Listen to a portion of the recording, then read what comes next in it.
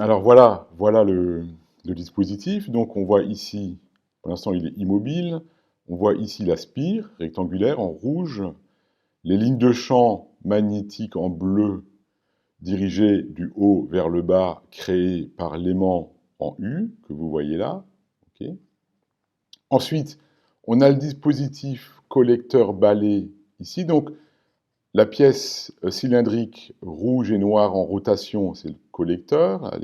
Donc ici, c'est en noir, c'est isolant, tandis que les deux pièces en rouge sont conductrices. Et les balais sont des contacts glissants qui permettent de faire le contact électrique entre la source de tension qui génère une tension qui va créer le courant dans la spire et la pièce mobile qu'on peut appeler le rotor de la machine. Alors ici, vous voyez, pour l'instant, toujours c'est immobile, les forces de Laplace qui s'exercent sur les deux brins et qui vont donc mettre, par leur moment non nul, qui vont mettre le cadre en rotation. Alors, on va lancer la simulation. Donc ici, l'idée, c'est que lorsque le cadre passe par l'horizontale, voilà, ici, vous savez, vous avez vu dans les capsules vidéo précédentes que le moment devient nul. Et à la limite, quand on dépasse la position, si le courant garde son sens dans la spire, en fait, le moment va changer de signe et va rappeler la spire à une position telle qu'elle va finir par s'immobiliser dans cette position-là lorsque le flux de B à travers la surface est maximal. Et c'est là qu'intervient le collecteur plus le balai, c'est-à-dire que quand on passe ici par cette ligne-là qui correspond au cadre horizontal, cette ligne qu'on appelle ligne du neutre, en fait, le courant va s'inverser dans la spire. Et comme le courant s'inverse dans la spire, eh bien ça veut dire que le moment conserve son sens, positif par exemple, et le cadre continue de tourner dans le même sens. Donc on le voit maintenant ici en rotation. Attention, ligne du neutre, on change de sens. Le moment des forces reste de même signe, bien que le courant ait changé de sens dans la spire.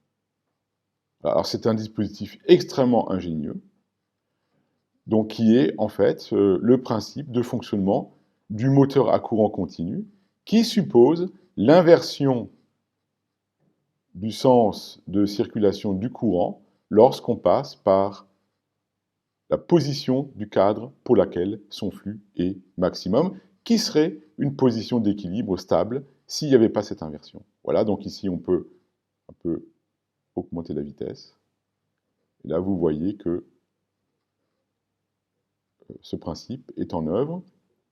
Alors, du point de vue encore un tout petit peu pratique, un des inconvénients de ce moteur-là, c'est ce système collecteur-balai qui finit par s'user.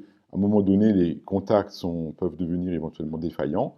Et ça, c'est une cause classique de dysfonctionnement des moteurs à courant continu quand le système collecteur-balai est usé, parce qu'il peut y avoir des ruptures de contact qui provoquent des arcs électriques et qui, à terme, euh, altèrent ou endommagent le contact.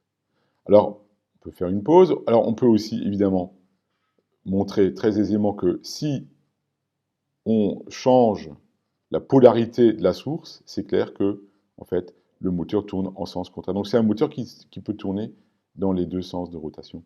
Voilà. Alors, ça reste un principe. C'est le principe de fonctionnement du moteur. Dans la réalité, les moteurs comportent bien plus de spires. Il y a encore d'autres subtilités. Mais vous avez compris le principe et c'est déjà bien pour comprendre comment l'ingénieur tire parti des phénomènes de sciences fondamentales pour créer des dispositifs de la vie courante.